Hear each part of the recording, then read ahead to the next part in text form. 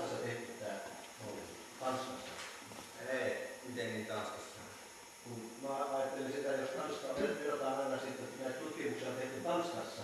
Suomessa on miinus 15 astetta, 20 astetta pakkasta ja tämäkin, onko tätä tutkittu tämä malli, että ilmasto on aivan erilaista? On sitä ja tavallaan siinähän on mahdollista vaihtaa sen mallin vaikka pakkassa ja joku muu arvo, mutta tavallaan tämä on se menettely, kun me tehdään tätä nyt sen YM-ohjeistuksen mukaan. Ja siellä lyödään lukkoon nämä asiat, joilla tämä mallinnusta tehdään. Toki mallilla voidaan tarkastella muitakin tilanteita, mutta ei tässä tapauksessa sitä ole tehty, koska tietysti siitä tulee valtava iso homma. Ja kuitenkin täällä pyritään siis saamaan selville se todellinen, mahdollinen pahin tilanne. Se tässä on ajatuksena.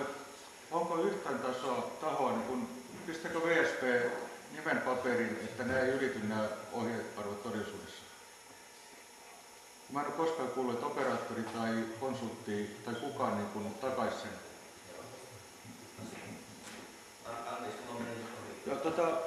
Onko joku taho, joka pistää nimen paperiin, että jos ne myllyt rakennetaan näin, niin arvot ei ylity, ne vuorot ei ylity? Takaako VSP tai operaattori tai kuka ottaa vastuun siitä, jos ne mallinnukset ei toimi todellisuudessa? No, VSP siihen ei takuuta, mä en nimeä laita siihen, mutta niin kuin mä sanoin, niin mä olen tämän tehnyt sillä ohjeistuksella, mikä tähän on ja mikä mun mielestä on Suomessa erittäin tiukka ja vaativa. Niin kuin mä sanoin, minun mielestä nämä tasot ovat maksimitasoja, joita voi ilmetä. Se, että sitten mitä toiminnanharjoittaja tekee, tuleeko hänelle jotain velvoitteita seurata, pitääkö ne kukinsa vai ei, niin se on sitten toisen toiminnanharjoittajan asia. Så jag har förstått frågan så, vem tar ansvar? Ja. Så det är klart att operatörer har ansvar för bullergränsen. Så det är så, den största skillnaden med den nya rekommendationen från miljöministeriet är nu vi behöver garanti om turbintillverkare. Så det är absolut nu, men det är också bara i Finland. Så det var mycket jobbigt för oss att diskutera med turbintillverkare. Vi behöver nu på den regionala planen redan garanti för turbin för varje turbin. Men normalt vi har inte skrivit nu en avtal med turbintillverkare. Vi vet inte vilken turbin vi ska använda inom 1-2 år. Men vi har nu en officiellt brev från Nordex, och det har skrivit vi garanterar alla ljudvärden vi har använt för den kalkylationen. Men jag tänker vi är ensam här i Finland. Jag är första ensam med den garantin. Så om vi har högre bullernivå i projektet än vi har byggt, så vi måste titta varför är det högre. Men om det är turbin, så vi har garanti från Nordex som säger okej, nu måste vi förändra turbin. Och vi reducerar turbin, men Nordex måste betala till mig varje kilowatt vi kan inte producera. Men om det var inte turbin, man kanske har relation, ja, man måste diskutera det. Hur länge är garantin i kraft? Vi har garanti i alla gränser vi har måste bli en normal garantitid är normalt 2 år. Men efter 2 år det är våra ansvar. Så vi kan bara gå tillbaka till Nordex om turbin inte fungerar för de första 2 åren. Men efter 2 år det är våra ensamma ansvar. Så därför... Vad innebär det ansvar? Ja, absolut. Men vad innebär det i praktiken att ni har ansvar efter 2 år? Det är så, om vi måste reducera turbinen, det är den min fel, eller också den jag måste reducera turbinen så där jag kan inte producera så mycket el jag behöver. Så därför det är min pengar på den sättet. Så därför det är också min risk. Så därför om jag här försöker kalkylera fel så jag betalar. Saanko kysyä sen, että nyt sitten kun myllyt lähtee pyörimään hyväksytyillä arvoilla ja tämmöinen alue toiminnassa tuottaa sähköä, niin jos operaattori ottaa vastuun siitä toiminnasta, niin kenen toimesta niitä jälkimittauksia tehdään? Kuka on se, joka vastaa siitä, että niissä arvoissa pysytään?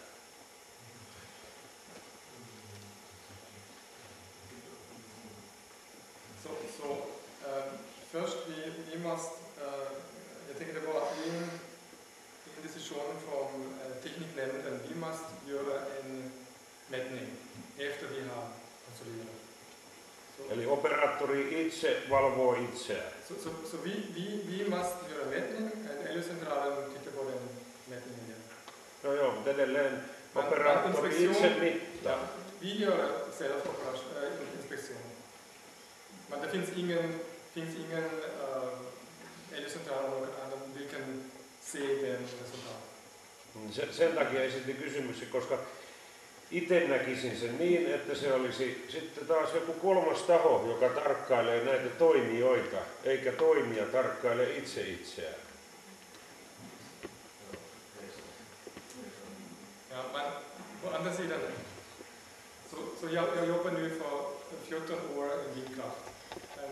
Jag har jobbat för många projekt. Vi är realpersoner, så vi går där varje gång vi tittar på turbiner. Så du känner till exempel Högstadieprojektet. Så det är en bolag, det går där och gör arbete varje gång. Så om det finns ett problem med turbin, så du känner folk. Så när du pratar med den och säger okej, det finns en problem med den turbin. Så vad vi gör, vi vill driva turbinen 25 år. Så därför är det min egen intresse om det finns en problem. Jag måste lösa det. Annars fall kommer polisen och säger den turbin producerar mycket buller, jag måste titta och jag måste betala för den igen. Mutta Niko, poliisi ei tule, kun te kerrotte oikeita arvoja. Siinähän se. Siis tämä on nyt periaatteellinen kysymys. Men det finns så många situationer här i Finland. Det finns till exempel en projekt i Hamina. Grannarna har besvärat sig. Så den operatören har ringt, ICA har gjort en mätning. En mätning har visat att det var för mycket buller. Så det var en koreansk turbintillverkare, första turbinen i Finland. Så det kan inte driva den turbin i natten på sommaren. Så det är en mycket dålig projekt. Vielä haluaisin vaan kysyä sen, että kun tämmöisiä isoja projekteja ollaan suunnittelemassa, joka on tärkeä operaattorille, tärkeä sille alueelle, mihin ne on tulossa, niin voisi niin kuin ajatella, että siihen luotaisiin semmoinen järjestelmä, joka mittaa sitä toimintoa niin, että sen jälkeen operaattorin nähden kaikki olisi luotettavaa. En minä nyt väitä, että operaattorit olisi epäluotettavia, mutta se tilanne olisi paljon suotuisampi kuntalaisille ja kaikille, että se olisi puolueeton taho, joka suorittaa sitä tarkkailua sen jälkeen, kun voimalat on otettu käyttöön. Näin ajattelen minä.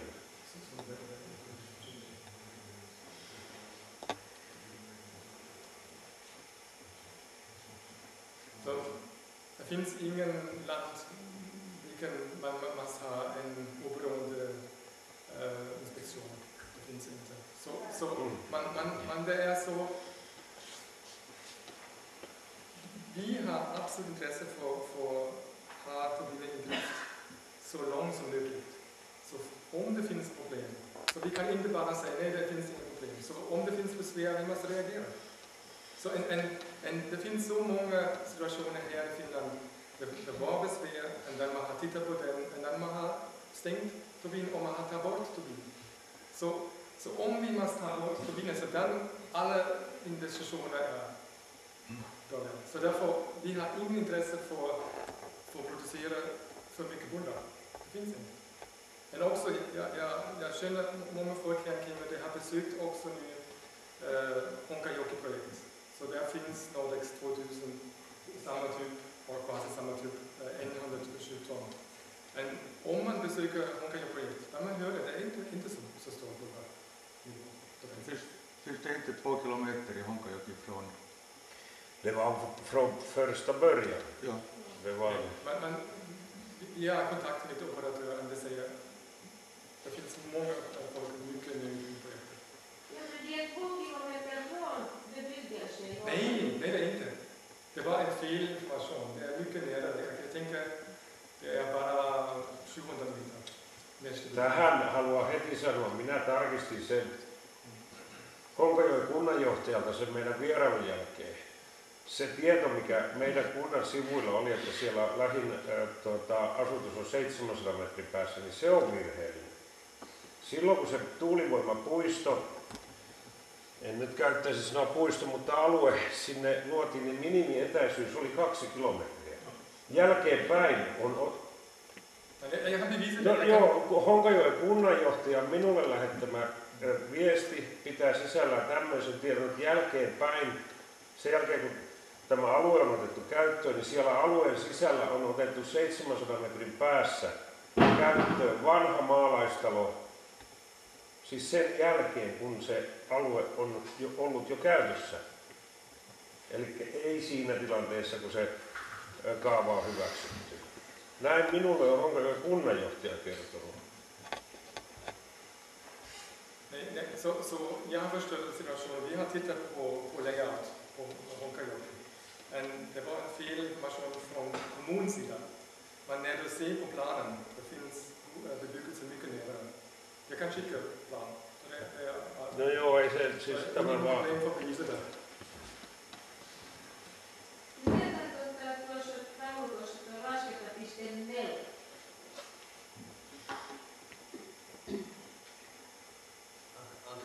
Se on paikka, jota meillä on. Joo. Anteeksi. Se on paikka, jota meillä on. Aha. Joo. Miksi siinä on liikennes? Sille vaan ei annettu, se on se piste sille annettu tuommoinen, tuli vähän jälkeenpäin sinne, ja annettu sinne kuvaava nimi meille. Ei sen koordinaatti on tuossa taulukossa ja sille laskettu taso on 29 desibeliä. Ja sitten luokitelma sitä ei merkitystä ole. Mutta hei, mä äsken sanoin, että puhuin niistä sisäänmelutasoista, niin ne on laskettu ne sisällä kohdistuvat tasot ja ne on kunnalla toimitetussa aineistossa. Mä otin tämän esityksen tämän aineiston raportista, jossa niitä ei ollut. Mutta se kysymys oli, että onko se siinä materiaalissa, mihin meidän pitäisi nyt ottaa kantaa, kun mun mielestä ne ei ole siinä. Joo. Kyllä se on kunnalle toimitettu. Niin, mutta se ei ole oikeastaan kysymys, vaan se, mikä kunta on toimittanut meille.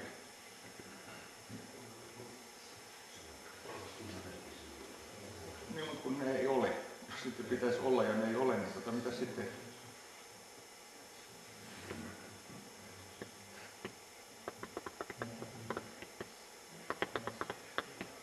Se me lupallinen, mikä on... Meidän pitäisi ottaa kantaa tähän niin kuin sunnuntaihin mennessä kaikkeen. Niin ei se paljon auta, jos ne lähetetään minulle jossain vaiheessa. Så det var en beslut från kommunen och den Alex i konfident. Så den Lasse han... Det var det bilagan 6. Okej? Bara till mig. Tack ska du ha.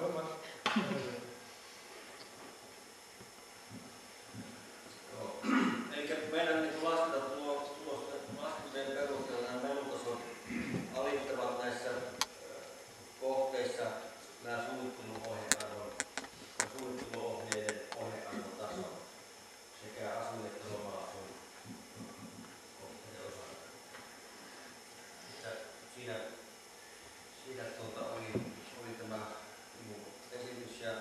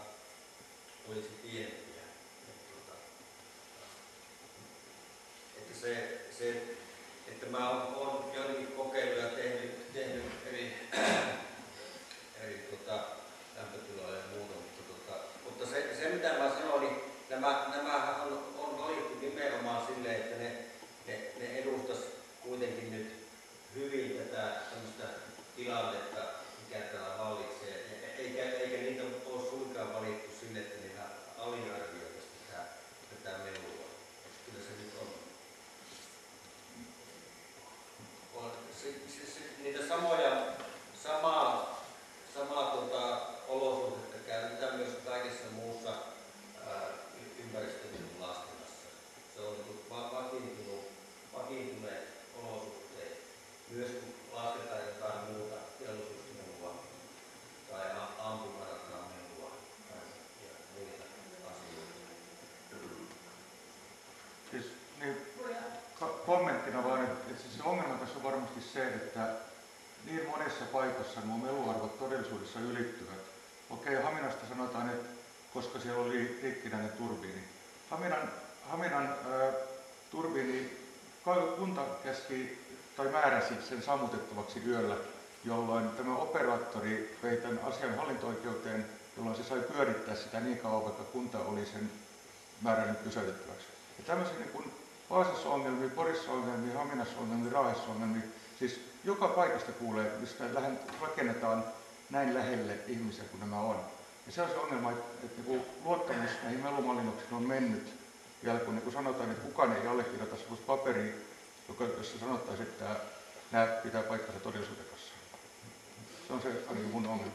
Niin, no mielipiteenä tuohon mä sanoisin, että sen sanoo, että kyllä mä tiedän, että jos on paikkoja, missä ollaan mennyt huonoon suuntaan tilanne. Ja valitettavasti me ollaan usein niitä myös mittaamassa. Mutta harvoin meitä kutsutaan mittaamaan paikkoja, missä asiat on niin kuin ok.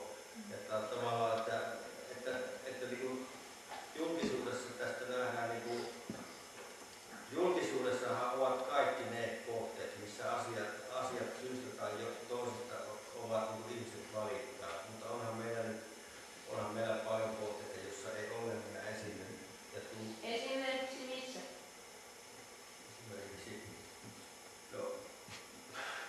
Nyt taisi mennä hiljaisesti. en mä tiedä, että tuulivoimalla niin toista sataa Suomessa. No se ei ole paljon tässä vaiheessa, kun näin isoja ei ennen rakennettu Suomeen, eikä Tanskaan myöskään. Ja sieltä otettiin sitten tämä sisädesibelihomma, sieltä Tanskasta on paljon pienempi. Se asuikin kaverissa. Kukaan ei kai ole huolissaan siitä, että kaikki menee hyvin, vaan huolissaan siitä mahdollisuudesta, että joku menee pieleen. Sen takia me tässä ollaan niin kuin... Jag förstår inte allt beslut vad det finns kan man... Jag förstår så det finns ingen konsekvens till exempel för handlarna. Man är inte så. Till exempel, det var första projekt för Hyundai-turbinen. Men nu har inte säljas in ner turbinen hela Europa. Så det har förstört en egen business i hela Europa med den projekten här. Så det finns ingen projektör vilken har köpt in Hyundai-turbinen. Så därför finns stora konsekvenser för Hyundai. Vi har diskuterat med det. Vi förstår inte varför Hyundai har agerat så konstigt. Så är det Nordex-turbiner, de har inga problem med det? Nej. När du har gjort de här ljuduträkningarna, har du gjort på en eller har du gjort på alla fyra samtidigt? Ja, på alla fyra samtidigt. Och numret är summat för alla fyra. Så vi tänker att det alla fyra vindturbiner, det är resurs för den alla. Siis se on yhteisvaikutus. Ja, se on tuulivoimalla yhteisvaikutus riippumatta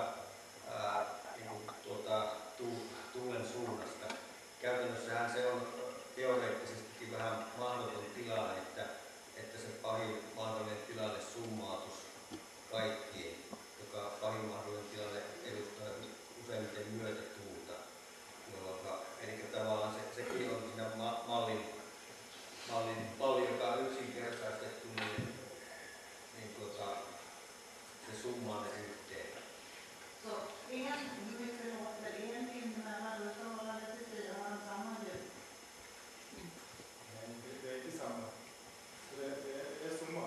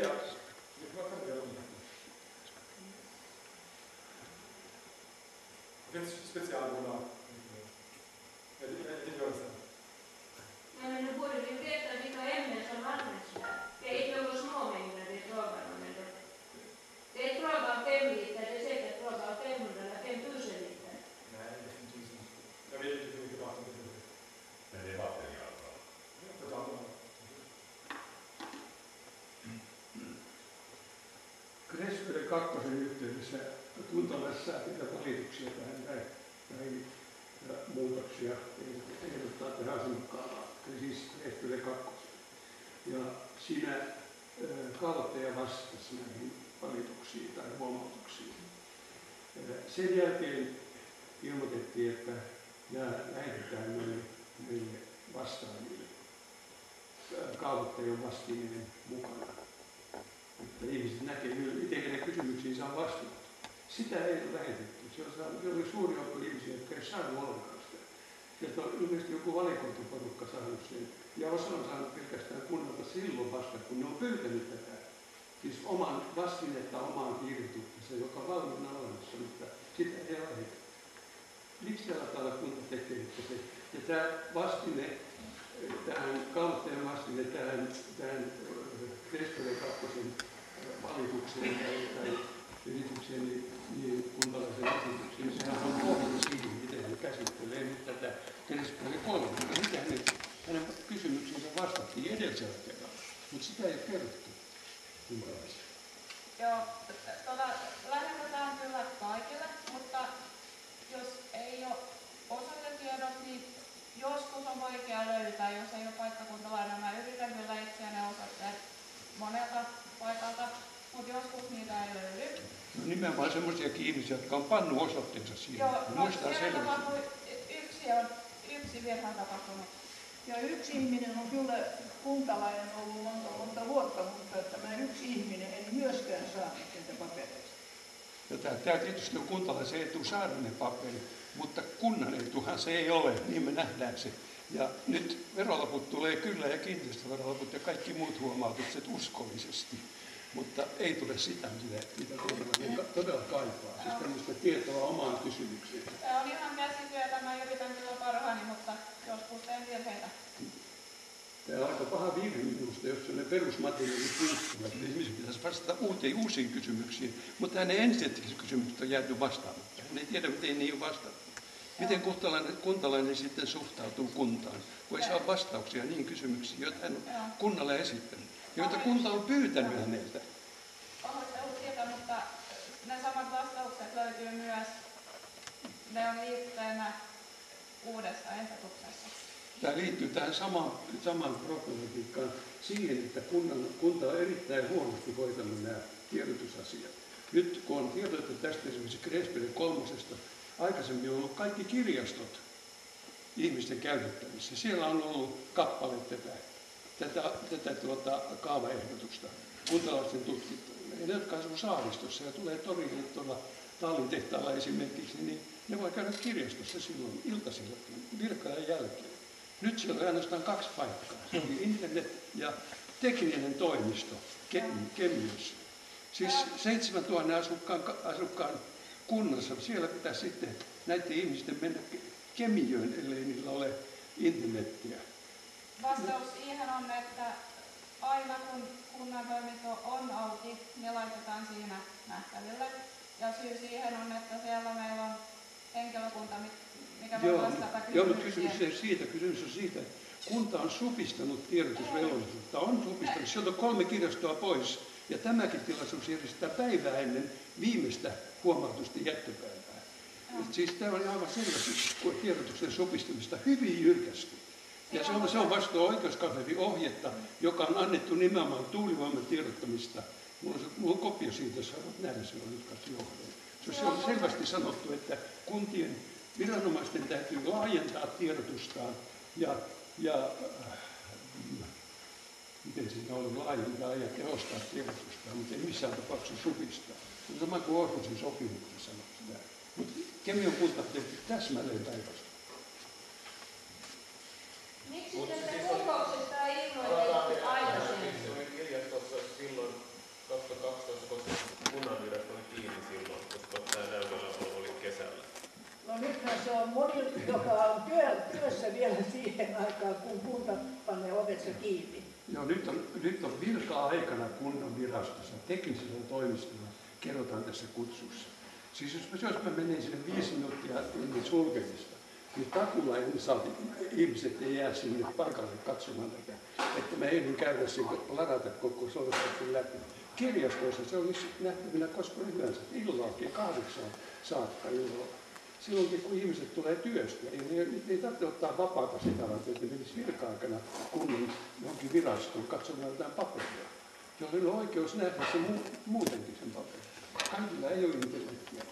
Se on paljon ihmisiä, jotka haluaisivat nähdä sen mukaan. Se on suljettu. 3 sellaista paikkaa on nyt suljettu ihan selvää supistamista.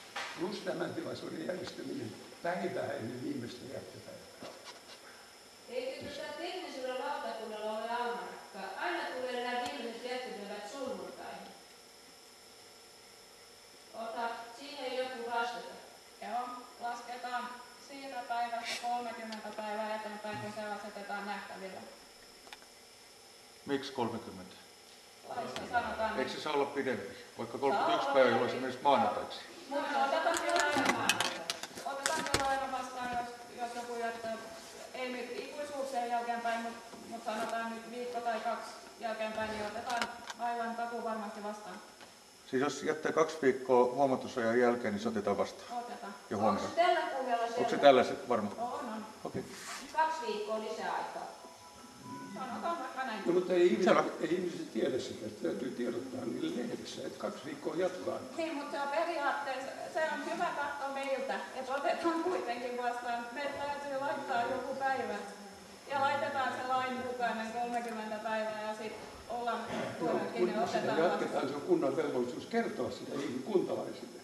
Jos jonkun paperin jättöaikaa jatketaan, niin se on ilman muuta selvää, että siitä täytyy kertoa niille ihmisille, joita se koskee. Eikä sopia meidän kanssa kahdesta.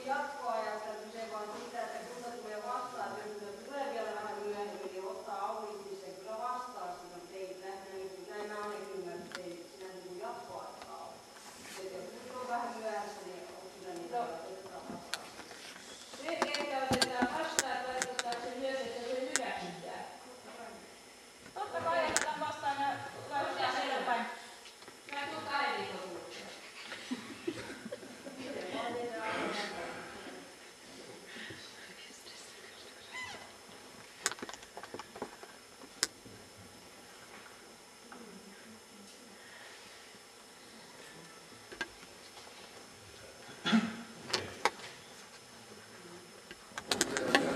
Lisää kysymyksiä, missä meillä on. Joo, mulla on kysymys tuolle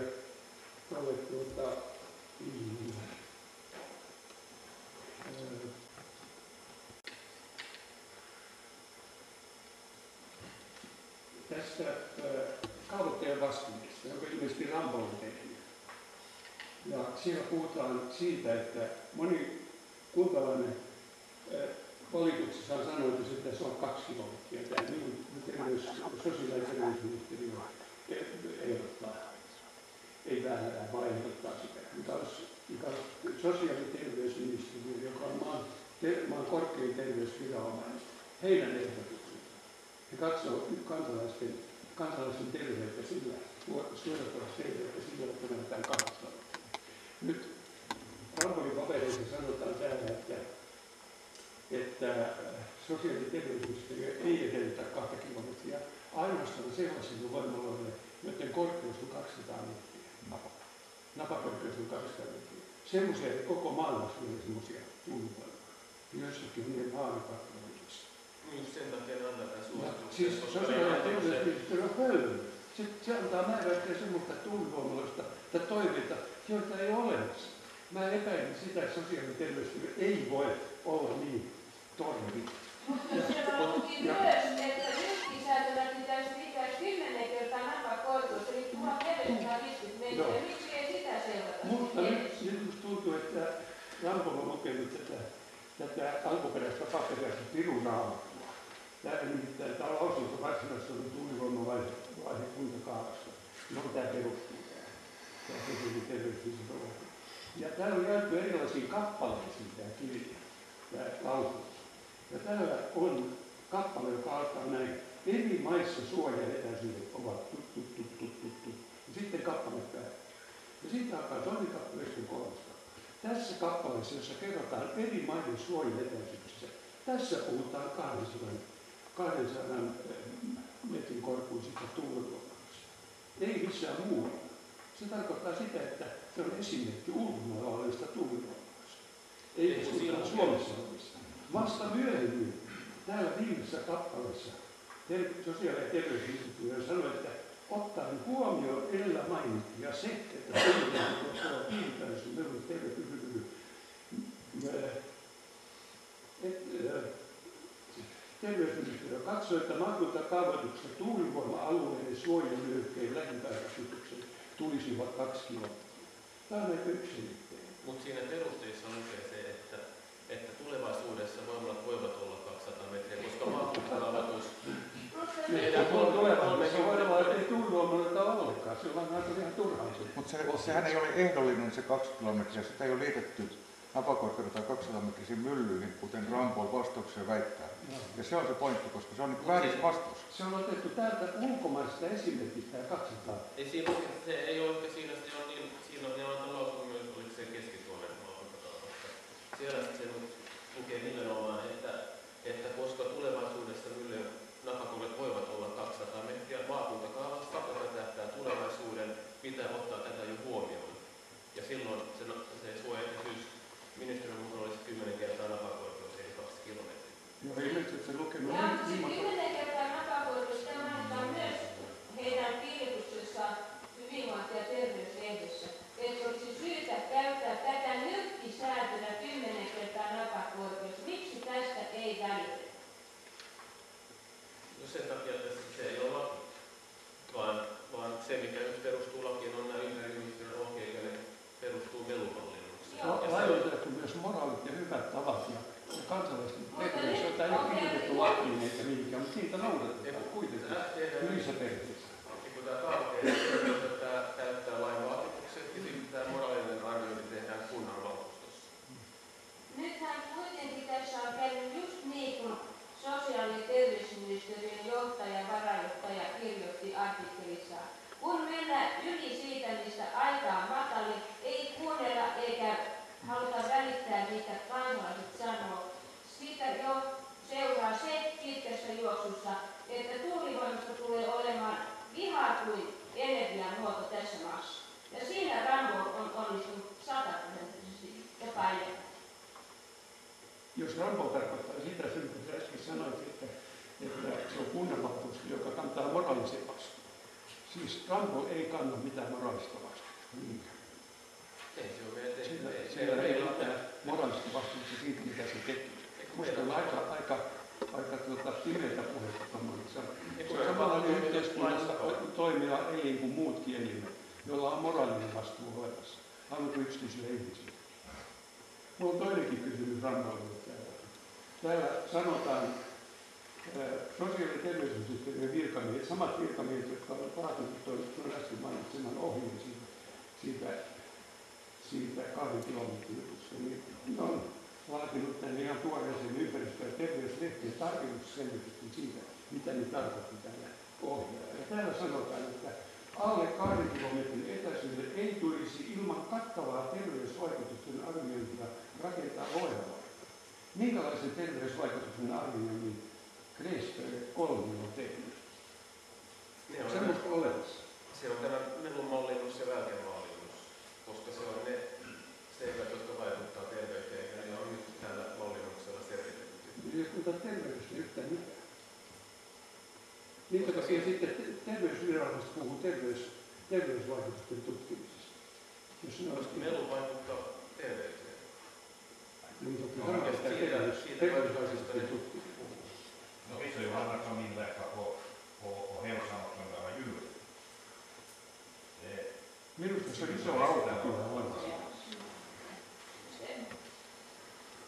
Mä lisäisin tuohon, että ne suunnitteluohjelmat, niin onhan ne, niiden taustalla on terveysvaikutukset.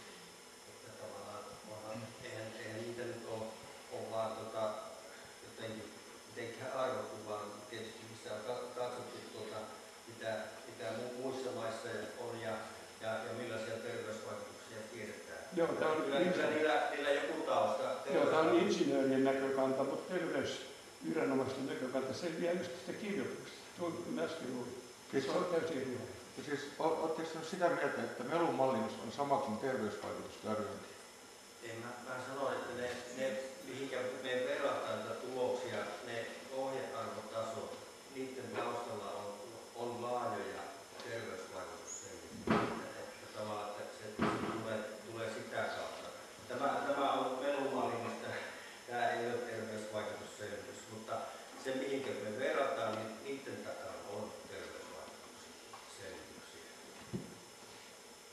Nyt kun me ollaan kuulteltu, mä tiedän, että hienot desibelit ja niin poispäin, mutta tavallinen ihminen varmasti haluaa tietää, kuinka monta kilometriä tai kuinka monta metriä nämä tuulivoimat saa olla asuinrakennuksesta. Siitä ei ole määräystä. Ei ole määräystä. Että rakentakaa vaan, vaikka... Ei, vaan ainoa määräys on se melun arvo. Mä oon aina epäillyt sitä, että Kemiönsaaressakin pätee se sama juttu kuin muuallakin, että täällä asuu kotkia, lepakoita ja ihmisiä. Niistä kotkat ja lepakot on suojattu lailla tuulivoimaa vastaan. No se on se ehkä mielenkiintoisin asia.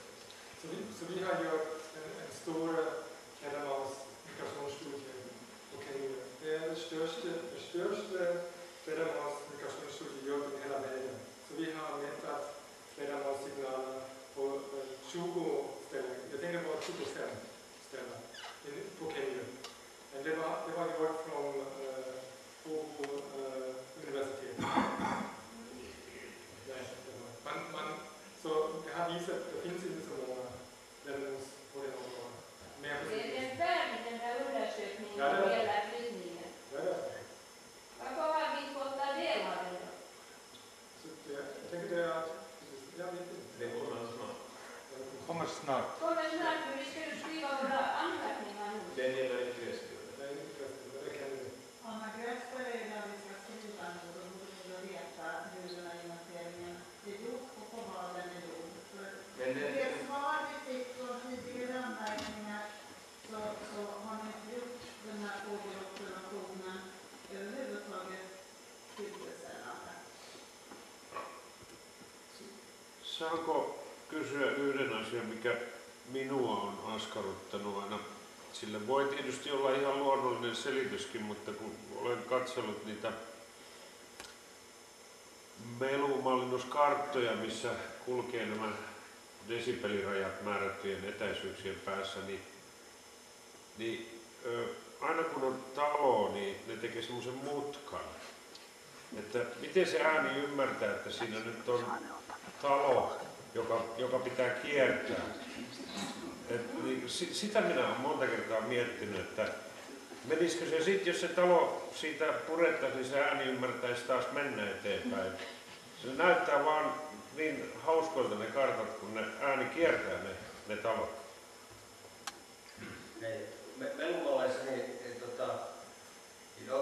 jos siellä mallissa on se talo mukana, niin sen talon taakse muodostuu varjoalue, minkä takia se saattaa. Toki se talon julkisivu, joka on sinne päin, kohdistuu melua. Mutta tuollaisessa tapauksessa se talo on saattanut sijoittua just semmoiselle raja-alueelle, että silloin siihen tulee semmoinen mutka. Mutta todellisuudessahan kyllä se talon taakse myös tulee pieni suoja-alue. Että tavallaan se laskenta on siinä mielessä ehkä niin tarpeettoman tarkkaa. Mutta kyllä jos se talo on nyt normaalin korkuinen, niin kyllä sen taakse pieni suoja-alue muodostuu. No, että siinä on se selitys. Niin. Ja samalla niin kuin näin siinä kuvassa, niin jos tuolla oli niitä semmoisia pieniä mäennyppylöitä. Näytä se kuva uudestaan. Mäennyppylöitä, niin se.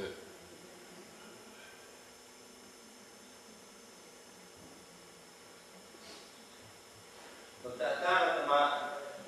täällä kyse on siitä, että se muodostuu tuon maaston vaikutuksista. Täällä sitten se pääsee leviämään tuolta notkelman kautta kauemmas. Mä kysyn, kun sä otit oikean tuokin tuohon esiin,